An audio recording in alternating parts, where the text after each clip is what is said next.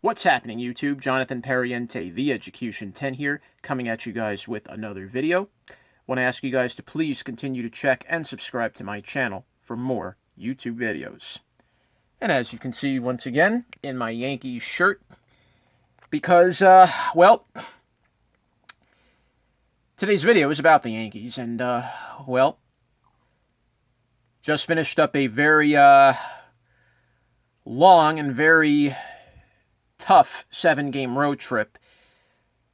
Somehow the Yankees went 3-4 on this trip. How they did it, I cannot even say. But this road trip exposed problems with the Yankees. I'm gonna get into them right now. Here we go. So the Yankees came into this road trip after coming off an 8-2 homestand to start the second half of the All-Star break. Yankees went 8-2 at home. They went on the road to play a 3-game series with the Twins, followed by a 4-game series with the Red Sox. The Yankees, in a war, took 2 out of 3 with Minnesota, but then came into Fenway, and the wheels kind of came off a little bit. Yankees got blown out in Game 1, 19-3. They got blown out in Game 2, 10-5. They lost Game 3, 9-5. And then finally, on an ESPN primetime game, thanks to Domingo Germán, the Yanks won 9-6. So the Yankees altogether are 9 games up on Boston, 8.5 up on the Rays, which is fine. I mean, look, you know, you're very lucky the Yankees even took that last game, because they could have easily been only 7 games up, knowing that they have to play Boston next week. So the Yankees at least averted a crisis by at least salvaging the final game.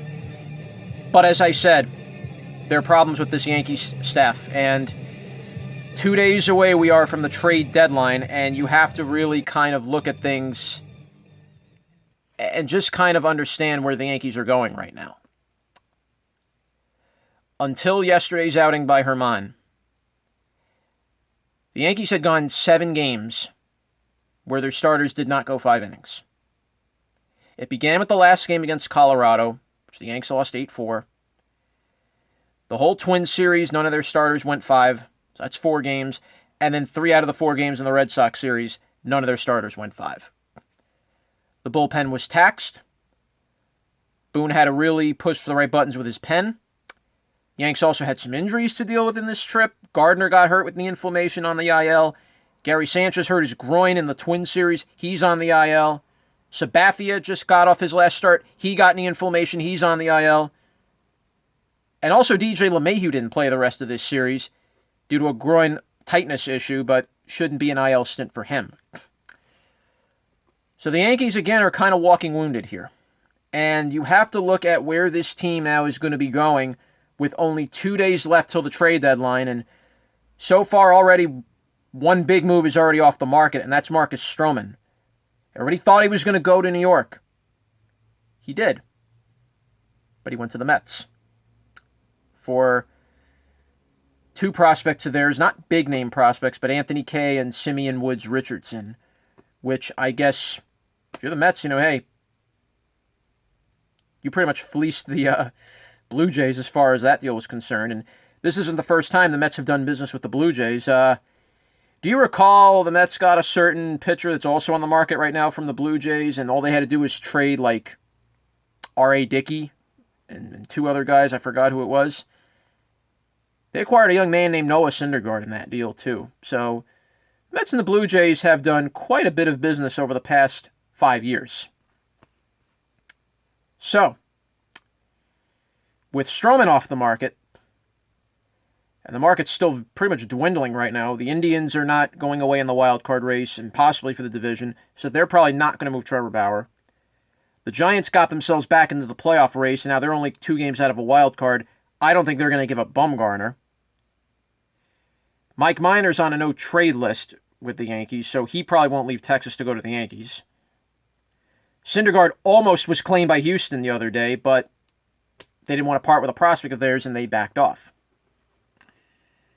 So, looking at where the Yankees are and what they're going to do with this rotation, my worry is this. Two of the teams that you just saw the Yanks play this week are possible playoff teams that they're going to see. And those lineups are no joke. And the starting pitching got exposed in a big way because of it. There is no way that the Yanks could run up a rotation with Sabathia, Happ, Tanaka, Herman, and Paxton against the likes of the Twins, possibly the Red Sox, the Astros, possibly the Indians, and possibly the Rays. You are not going to win with a rotation like that if you're the Yankees and expect to go to a World Series with it. I just don't see it. The book's out on Sabathia. This is his last year for sure, and well, definitely is his last year. But he needs to retire. I'm sorry, love CeCe, but the knees are just becoming too much for him to handle. Tanaka hasn't had his splitter this year, and it's showing. Happ has been a formality this year after he was a great acquisition last year. He just doesn't have the stuff this year. Paxton has not really lived up to the expectations either. Has shown flashes, but with him constantly throwing fastballs, one is bound to get hit after the other, and he leaves balls in the middle of the plate too much. Herman's been like the only stabilizer as of right now, but he's not a guy that can give you a lot of length. He's on a bit of a pitch limit pretty much and on an innings limit. And even though the Yankees do have Dellin Betances and Luis Severino on the mend, Betances is going to be another reliever. Fine, that'll give him an extra piece in the bullpen. But Severino, they're probably going to use out of the pen and not have him start. And even if he does, he's only going to throw about 75 pitches. So the Yankees need to make a move in the starting pitching, period. Cashman's made it very clear that he's going to. But with 2 days left, I need to see it actually happen right now. And sadly, the market isn't really that good where there's a real ace pitcher on the mend right now. I already said Bumgarner and Bauer were probably the two sure things, but that was a couple weeks ago, and right now the Giants are back in the playoff race, so I don't see Mad Bum getting moved. Not to mention the Yankees are on a no-trade list to him anyway, unless he waives it. Syndergaard, I don't know if they will move him to the Yanks. The Yankees, and this is the problem also here. The teams that are in the market know the Yanks are desperate for a starter. So you know what they're going to do? They're going to keep anteing up the price and make the Yankees give up more than just a couple prospects. A lot of them are asking for Gleyber Torres. And no way in a moon do I see the Yankees giving up Gleyber. You can't. You're going to give up your starting shortstop, second baseman, to get a ace pitcher that you maybe only have control of for about 2 years. The Yanks are looking at team control here with their pitchers also. They don't want to just sign a guy to have for a rental and then just give him up next year. That's just not what the Yanks want to do. There's not going to be much on the market next year either. Garrett Cole is a free agent. Everybody's going to go after Garrett Cole.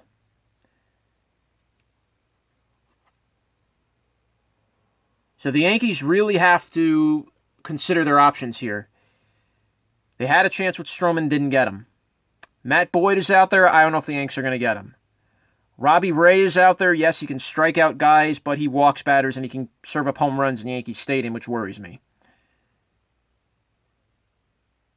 My curious thing is probably Cashman will make no moves at all and try to keep the team as it is, and that could be a monumental mistake.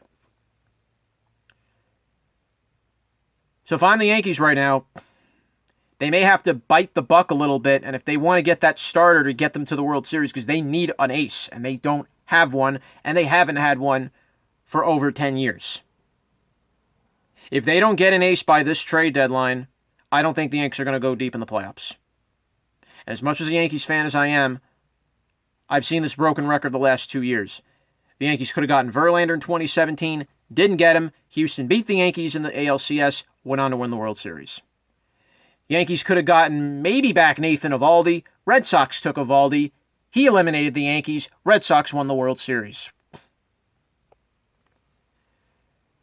So you've seen the theme here over the past 2 years, where the Yankees could have gotten a big name, didn't go after him. I forgot to mention Garrett Cole last year. He could have been grabbed by the Yankees last year. Astros took him. Went pretty deep in the playoffs. But you see what happens if the Yankees would have had Cole. So the Yankees right now, need to make the move that's going to push this team into the next level, into the playoffs. If they don't get a starter, their playoff season is sunk. That's how I look at it. And I'm sure Cashman will make the right move, and I really hope he does, because he needs to. What the Yankees will be doing over the next 2 days, starting today and going into the 31st of July at 4 p.m., could decide where the Yanks are going and how deep they go in the postseason. Jonathan Pariente, The Education 10, saying bye for now.